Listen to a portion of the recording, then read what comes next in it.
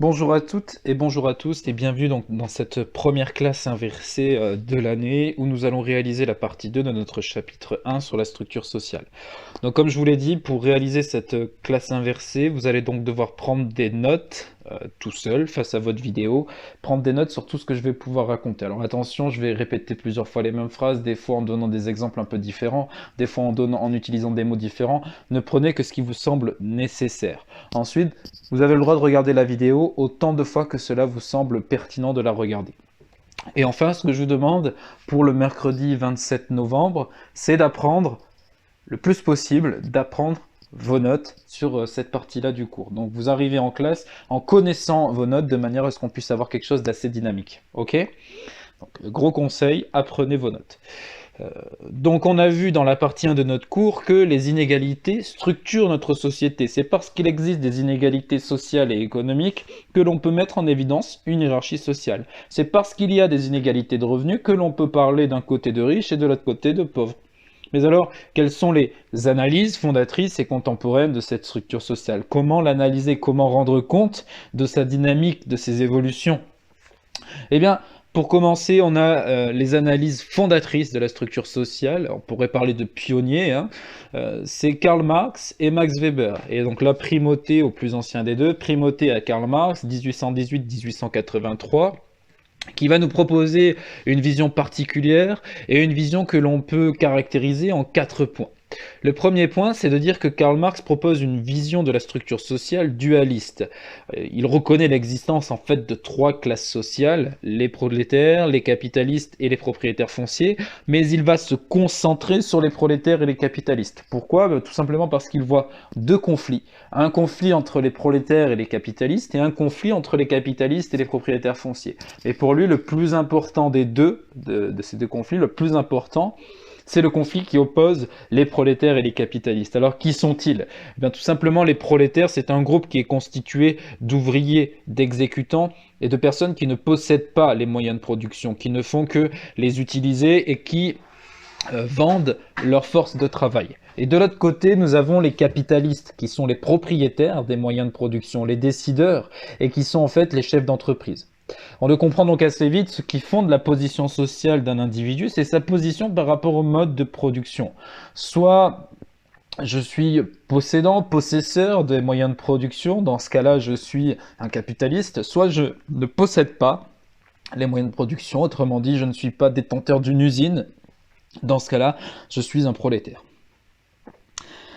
Le deuxième critère pour définir la position de Karl Marx, c'est que c'est une position réaliste. Alors ici, il ne s'agit pas de dire que Karl Marx avait davantage les pieds sur terre que ses collègues sociologues, mais que il n'invente rien, il ne crée rien, il part de la réalité, d'où le terme de réaliste, réalité réaliste.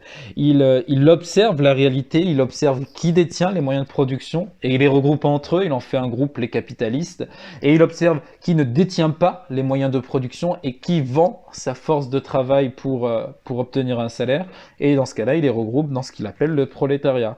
Il ne construit rien, il observe la réalité. Le troisième critère, c'est de dire que la vision de Karl Marx est une vision conflictuelle. C'est l'essence de la structure sociale chez Marx, c'est le conflit. Mais un conflit qui vient d'où? C'est un conflit économique principalement. En fait, les capitalistes veulent préserver leurs avantages économiques, alors que les prolétaires voudraient améliorer leur situation. Alors, quels sont les avantages économiques que les capitalistes veulent protéger? En fait, Marx nous dit que les capitalistes cherchent à protéger et à étendre le plus possible la plus-value. Quant aux prolétaires, justement, ils aimeraient faire réduire cette plus-value. Alors pourquoi? Qu'est-ce que c'est cette plus-value? Marx explique sa plus-value avec un schéma particulier, le schéma A-M-A'. Alors j'explique ce que c'est. Le but de l'échange marchand chez Marx consiste à engager une somme d'argent au début de cycle, donc là c'est les capitalistes qui engagent une somme d'argent qu'on va noter A, de manière à produire des marchandises qu'on note M. Et la vente de ces marchandises doit permettre d'obtenir une somme supérieure à A qu'on notera A'. Donc A' étant supérieur à A, c'est A' qui constitue le profit. Et c'est ce que Marx appelle la plus-value. Pourquoi il parle de plus-value? Tout simplement parce que la somme d'argent engagée en début de cycle, que l'on a noté A, est une somme d'argent qui permet principalement d'acheter la force de travail, d'accord, de se payer la force de travail proposée par le prolétaire. En fait, A sert à verser les salaires. Et si on considère que A' est supérieur à A, ça signifie donc que la valeur des marchandises vendues a une valeur supérieure à A. Et A sert à payer les salaires. Donc, la valeur des marchandises vendues, A' étant supérieure à A, est en fait une valeur supérieure au salaire versé. Les marchandises créées par les salariés ont plus de valeur que le salaire de ces salariés même. Ok ? Et donc c'est de là que vient le conflit et c'est de là que vient le problème selon Marx. On peut considérer donc que le salarié, au cours d'une journée, va d'abord travailler pour créer autant de valeur que le niveau de son salaire, ça ce serait la première partie de son travail, et puis il réalise une deuxième partie de travail où il va créer ce que Marx appelle une survaleur. Par exemple, une personne qui produirait par jour 10 produits, n'importe lesquels, on pourrait dire 10 grille-pains. 10 grille-pains qui seraient vendus ensuite à 10 euros, ce qui fait donc 100 euros de valeur récupérée, 100 euros de A'.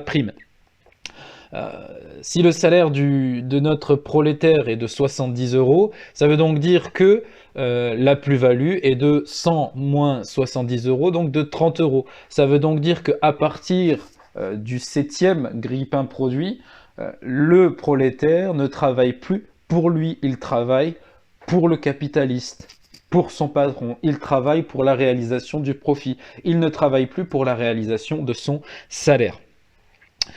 Mais alors, de quoi dépend ce salaire? En fait, Marx nous dit que le salaire dépend d'abord du long terme.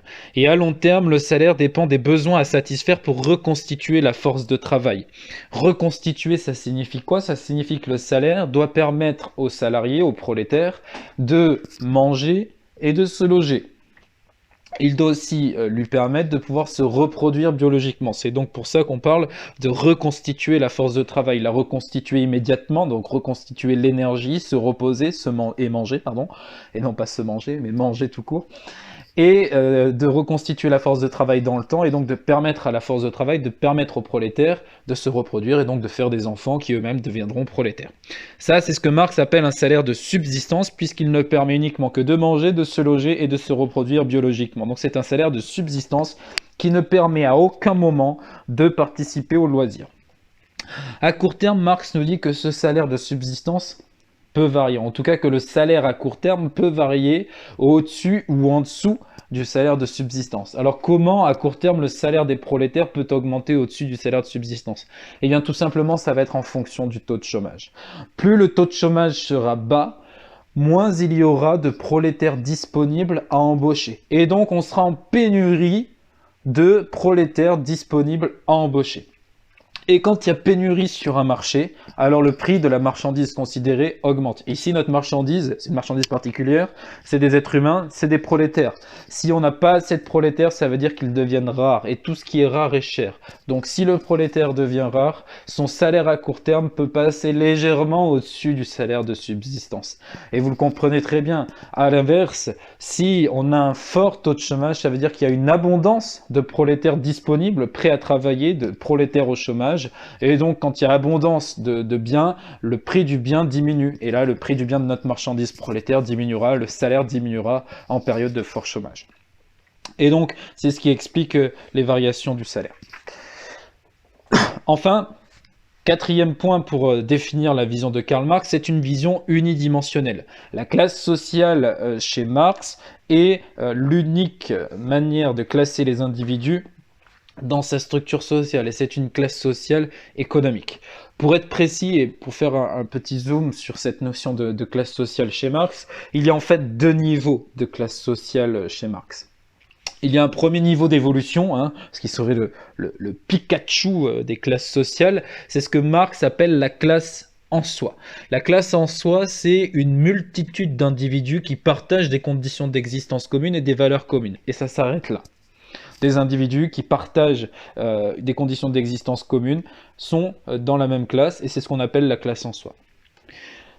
Marx nous dit qu'il faut passer de Pikachu à Raichu, il faut évoluer, il faut développer cette vision de la classe sociale, et pour la développer, il faut que les individus qui partagent des conditions d'existence commune, prennent conscience d'appartenir à la même classe sociale. Se rendre compte, entre guillemets, ça il faudra jamais le mettre dans une copie, mais c'est vraiment pour que vous compreniez, que tous les prolétaires se rendent compte qu'ils sont dans la même galère. Et que, en étant dans la même galère, c'est par l'action collective, et cette action collective ne pourra se faire que s'ils prennent conscience qu'ils appartiennent au même groupe, et c'est par l'action collective qu'on pourra obtenir des avancées et défendre des intérêts. Donc la classe en soi, c'est la classe où les individus sont juste, partagent juste des conditions d'existence communes et des valeurs communes.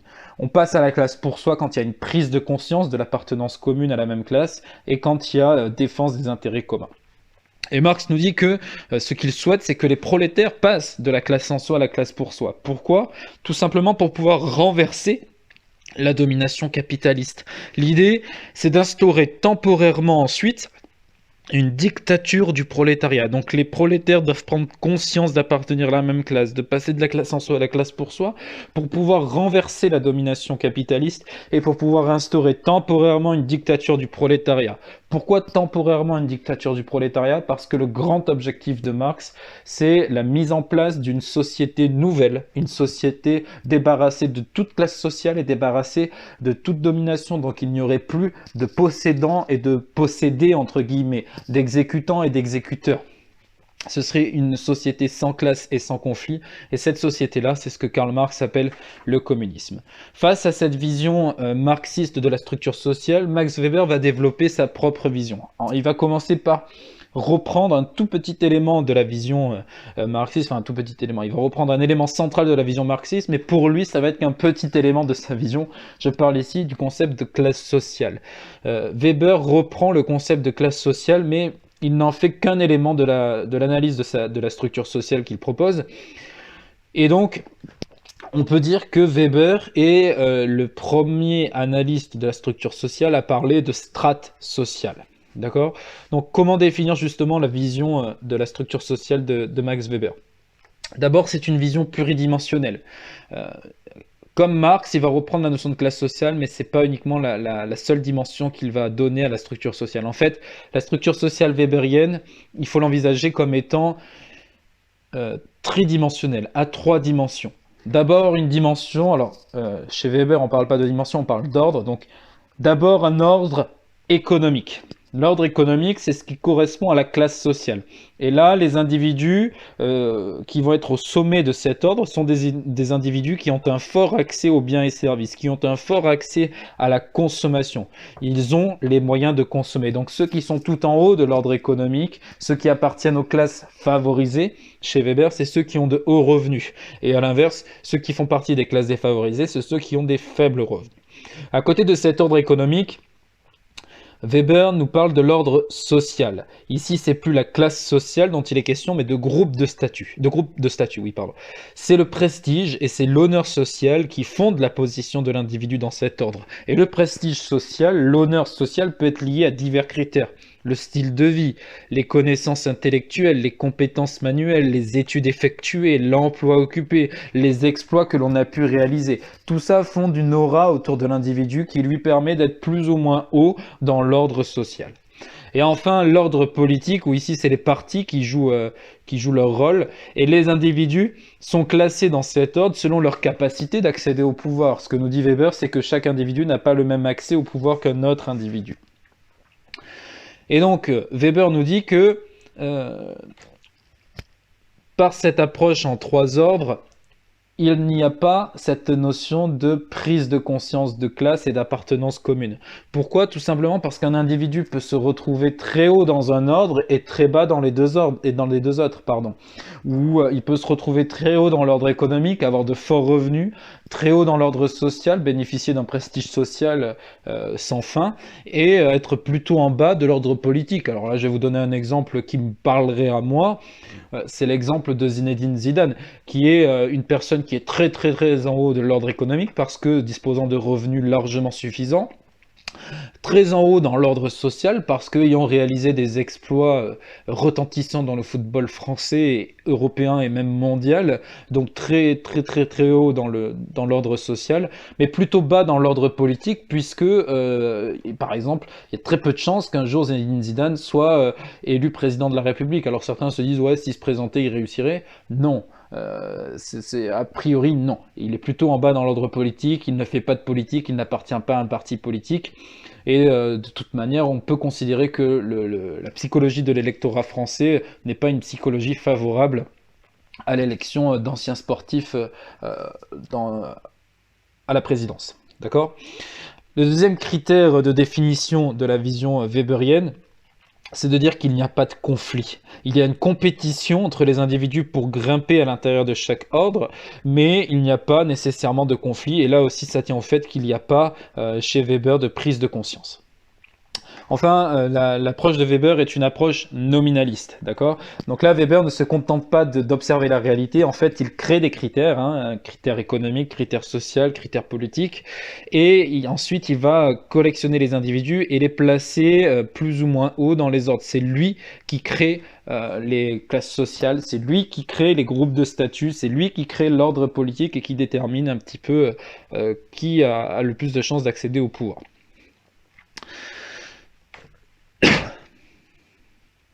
Donc les travaux de ces deux pionniers vont par la suite faire des petits, entre guillemets, et donner l'envie à d'autres sociologues d'analyser à leur manière la structure sociale. Donc on passe dans le grand B, les prolongements théoriques contemporains de l'analyse de la structure sociale et le débat moyennisation ou persistance des classes sociales. Alors un auteur dont la présence dans cette partie-là est peut-être discutable, Lloyd Warner. Alors pourquoi discutable? Tout simplement parce que Warner n'est pas tellement un contemporain de notre époque, mais il est intéressant de le mettre ici puisque c'est l'héritier le plus direct et le plus fidèle de la pensée de Max Weber. Warner, donc très proche de Max Weber, va s'inscrire dans une logique de strate sociale et veut développer ce concept donc de stratification nominaliste. Warner va donc mener une série d'études entre 1941 et 1949, donc 8 ans d'études, et vous voyez là les dates que je vous dis, 1941-1949, c'est pas du tout un contemporain de notre époque, mais bon, c'est un prolongateur de Weber, donc on le met dans cette partie-là. Et il va mener donc cette série d'études pendant 8 ans, de 41 à 49, dans une petite ville de la Nouvelle-Angleterre. Ce qu'il souhaite faire, c'est pouvoir classer les habitants de cette ville, et donc à terme pouvoir classer les habitants de n'importe quelle population, dans différentes strates. Donc il va devoir élaborer des strates. Pour cela, il va devoir évaluer un petit peu le style de vie de chacun. Et pour réaliser cette évaluation, il va mettre en place une double méthode. D'abord, une méthode fondée sur un critère subjectif qu'on appellera la méthode de participation évaluée. Il va, au sein de la ville qu'il étudie, choisir des informateurs dans différents milieux de la société. Il va les interroger sur leur conception propre de la stratification sociale. Donc il prend un informateur, bonjour monsieur, bonjour madame, que pensez-vous de la stratification sociale, comment la voyez-vous, est-ce qu'il y a des riches, est-ce qu'il y a des pauvres, enfin il pose tout un tas de questions de manière à permettre à cet individu-là de dire, ben voilà, pour moi la stratification sociale, il y a ça, ça, ça, ça, ça et ça, et ces individus-là sont au-dessus des autres, et ainsi de suite. Donc chacun, il choisit quelques informateurs, il leur demande leur conception de la stratification sociale, et une fois que chaque individu a déterminé quelle était sa stratification sociale, il est invité à classer ses voisins et ses connaissances les plus proches dans les différentes strates qu'il a élaborées. La deuxième méthode, c'est une méthode plutôt objective cette fois-ci, et là c'est Warner qui fait le boulot seul. Il va créer des indices statutaires. En fait, il va prendre en considération différents critères pour classer les individus. Leur profession, leur niveau de revenu, le quartier habité et la nature de l'habitat. Donc il prend profession, revenu, quartier, habitation et nature de l'habitat, et il va pondérer chacun de ces critères et attribuer une note par individu. Et donc en fait, il va prendre la somme pondérée de votre revenu, de votre quartier d'habitation, de votre nature d'habitat et de votre profession, et il va en faire la somme de tout ça et vous permettre de vous classer. Et avec cette double méthode, à la fin de son étude, Warner en arrive à la création de trois grandes strates. L'upper class, la middle class et la lower class.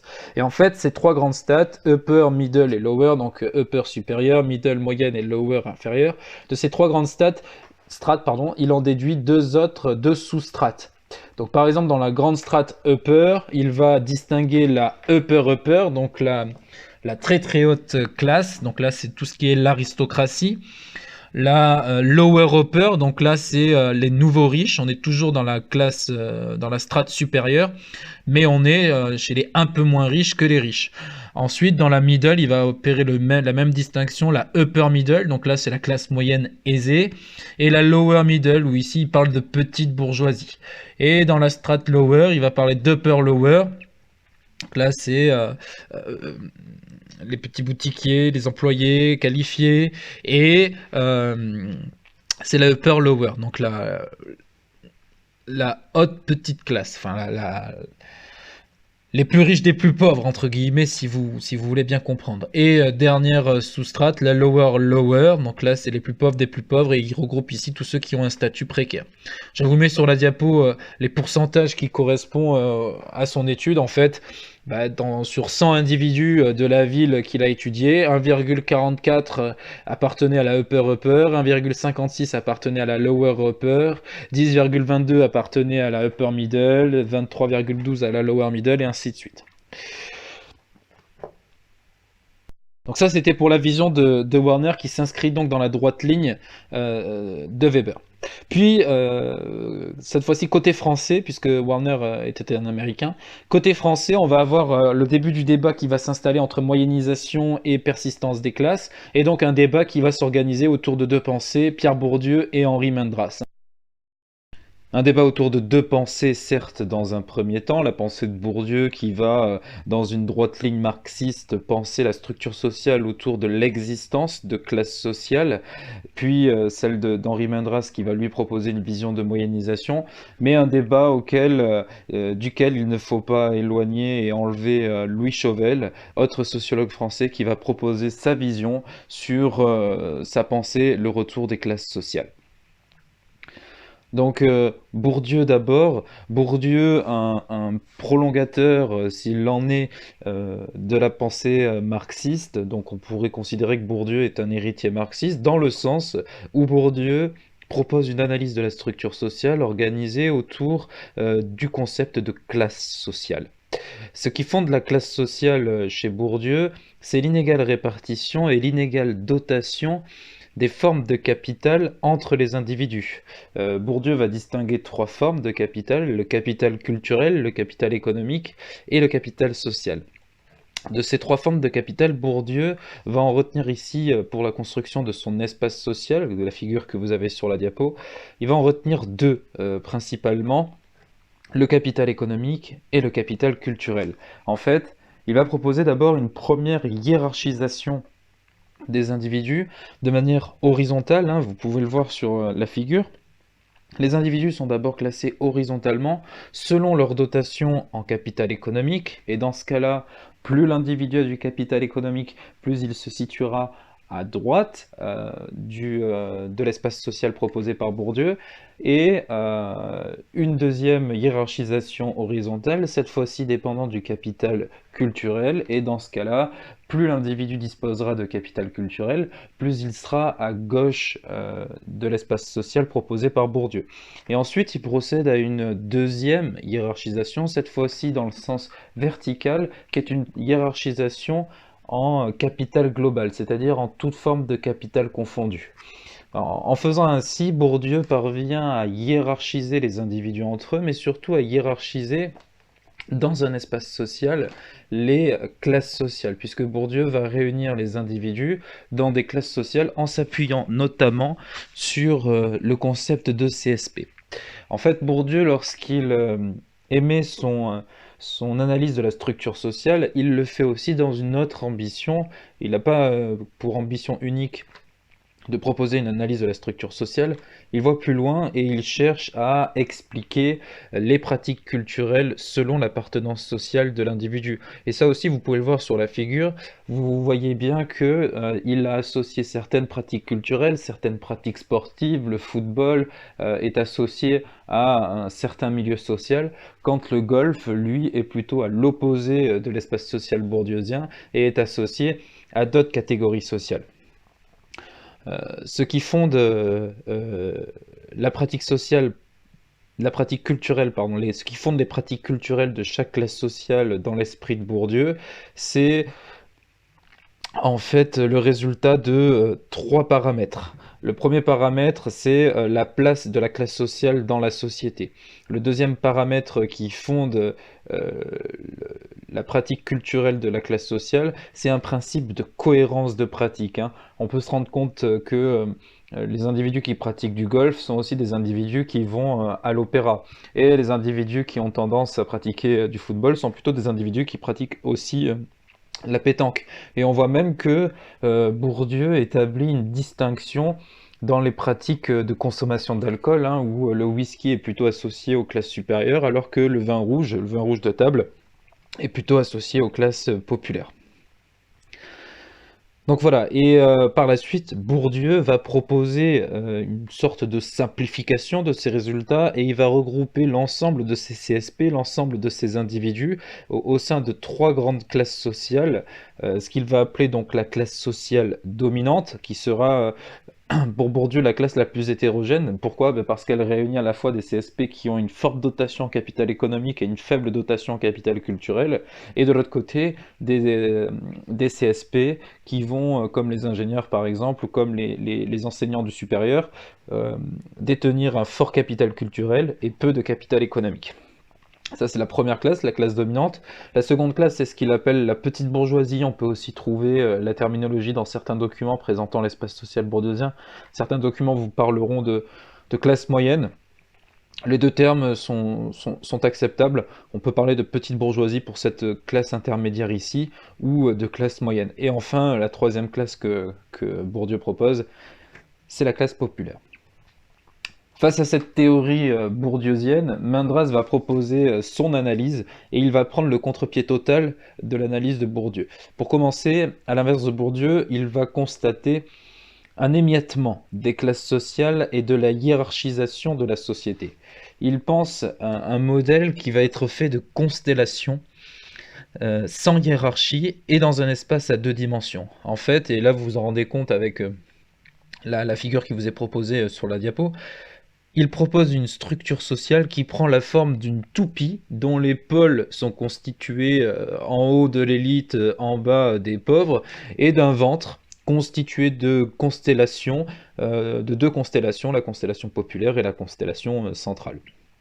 Il précise que son modèle de la toupie va permettre de rendre compte des évolutions de la société, puisque sa toupie peut prendre du ventre selon les évolutions de la société, c'est-à-dire voir les constellations populaires et centrales grossir, et donc les pôles de cette toupie s'amincir, ce qui traduirait donc selon Mendras une moyennisation de la société, ou à l'inverse, sa toupie peut très bien perdre du ventre et donc grossir au niveau des pôles et ainsi traduire une polarisation de la société.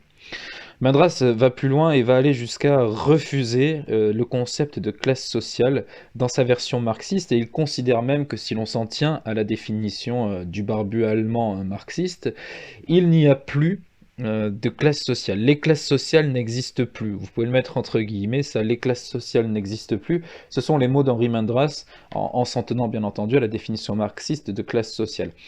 Pour lui, il n'y a plus de structures qui vont permettre la prise en compte des intérêts communs, qui vont permettre la prise de conscience commune. En fait, Mendras nous dit à demi-mot que les structures qui autrefois permettaient aux classes sociales d'exister, telles que les syndicats, aujourd'hui ont perdu de leur influence, ont perdu de leur force et ont perdu leur rôle de cohésion sociale. Et il montre aussi que les conflits sociaux ne sont plus nécessairement dans la dynamique de l'histoire sociale. Et plus que de refuser ce concept de classe sociale, Henri Mendras va aller jusqu'à proposer un autre concept, celui de classe d'âge. Et c'est un concept que l'on aura l'occasion de redévelopper dans la partie 3 de ce chapitre lorsque nous parlerons de la lutte des âges. Pour terminer ce grand 2, on est obligé d'évoquer la pensée de Louis Chauvel. Pourquoi? Tout simplement parce que Louis Chauvel arrive dans un contexte sociologique où de plus en plus de sociologues montrent que les classes sociales n'ont plus d'existence réelle. Alors comment ils expliquent ça, ces sociologues? Eh bien, par le fait que les 30 Glorieuses sont passées par là, qu'elles ont engendré une forte période de croissance économique qui a permis de niveler les salaires vers le haut et donc de permettre une moyennisation de la société. et que c'est aussi une période, cette période des Trente Glorieuses, qui est marquée par de plus en plus la primauté de l'individu sur le groupe social, sur l'entité collective. En fait, les libertés individuelles deviennent de plus en plus dans l'esprit des individus supérieures aux libertés collectives. On va de plus en plus privilégier sa liberté de déplacement personnel face à une liberté de manifester, une liberté de grève collective cette fois-ci, hein. Et donc c'est dans ce contexte-là que des sociologues pensent que les classes sociales n'ont plus de raison d'être. Pourtant, Louis Chauvel va prendre le contre-pied et va critiquer cette position qui consiste à dire que les classes sociales n'existent plus. La première critique qu'il émet, c'est que pour cette critique, il va d'abord concéder, oui, l'individu, les libertés individuelles prennent le pas sur le collectif et sur les libertés collectives. Mais pour autant, euh, Chauvel constate que les inégalités économiques et sociales reviennent en force et que l'exclusion des personnes revient elle aussi en force. Deuxième critique, c'est qu'il montre qu'il y a toujours de la domination dans notre espace social, dans notre structure sociale. Il y a toujours des dominés et des dominants, et que cette domination se fait de plus en plus au travers du marché du travail et du contrat de travail. Et il montre que cette domination est en fait la source de l'émergence des conflits qui apparaissent, des conflits sociaux qui apparaissent dans les années 90, dans les années 2000, et on pourrait voir aussi les conflits sociaux des années 2010 comme étant à la, créés par cette domination sur le marché du travail. Et donc, de ces deux critiques, Chauvel va en conclure une sorte de théorie, une sorte d'idée, hein, c'est l'idée de Chauvel, c'est de dire que non, les classes sociales n'ont pas disparu, mais elles sont un petit peu brouillées, il y a un certain brouillage des classes sociales, elles sont toujours là, peut-être de manière moins visible, mais leur ressort est tout aussi puissant qu'auparavant.